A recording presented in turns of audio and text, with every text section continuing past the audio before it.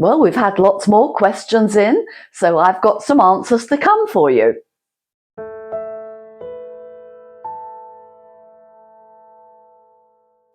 You're very lucky indeed if you've actually got a reported result of myco-ureaplasma or ureaplasma urolyticum, because the average doctor doesn't think to test for it.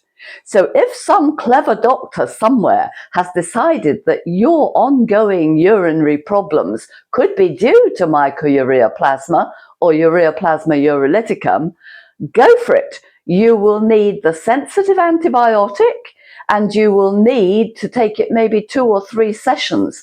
Myco-ureaplasma comes from sexual activity. It can be oral sexual activity and come down through the kidneys to lodge in your bladder, or it can come from the genitalia upwards. It is a transmittable and very horrible infection.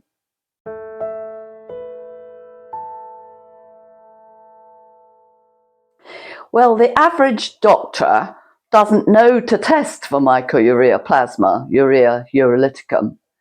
So if he does or she does, you're very lucky. Myco takes a lot of money on its laboratory testing. It's a very expensive test and not one that the average doctor would want to put down on their budget. But it is worthwhile because it stops you constantly coming back and not responding to the normal treatment. It's a very nasty infection, and you're very lucky if you've got tested for it at all.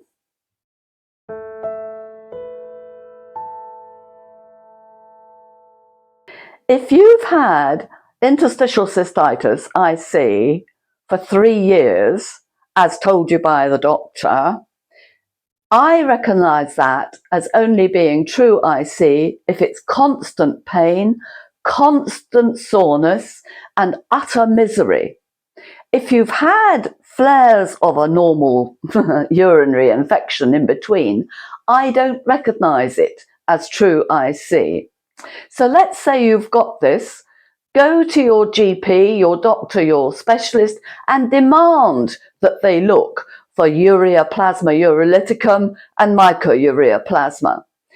To do the test properly, you must take the first flow urine. It must be strong, not the mid-flow, not the MSU, but the first flow. When that's nice and strong and in the lab, your result hopefully will come through positive. You then must find out, ask for a copy of the paperwork, and then look for the sensitive antibiotic the lab is recommending as likely to kill it. And you take that, and you may have to take it 3 or 4 doses, 3 or 4 courses, before you really conquer it. But go for it. 3 years is too long to be suffering that kind of pain.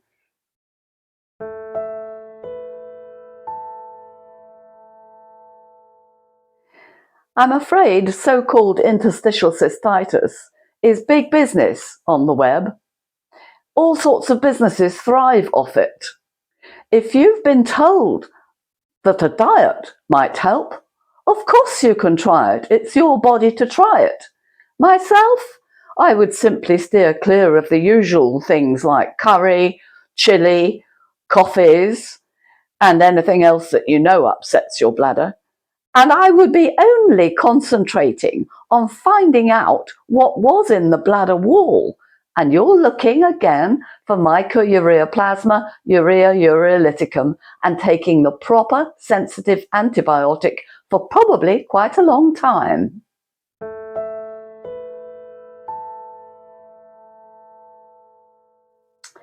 The symptoms of myco-ureaplasma, urea urolyticum, probably even called IC, certainly in my books, are pretty much the same, but stronger maybe, as a normal urinary tract infection. So it's pain, lots of it, when you pass urine, and constantly there. Lots of passing of urine when very little comes out, and it stings like hell when you try to pass it. Backache, probably Probably feeling a bit nauseous. It's very difficult to tell the difference, which is why if you suffer for a very long time, like many IC sufferers, you have to go the Myco test route. It's no good just staying with the normal thing.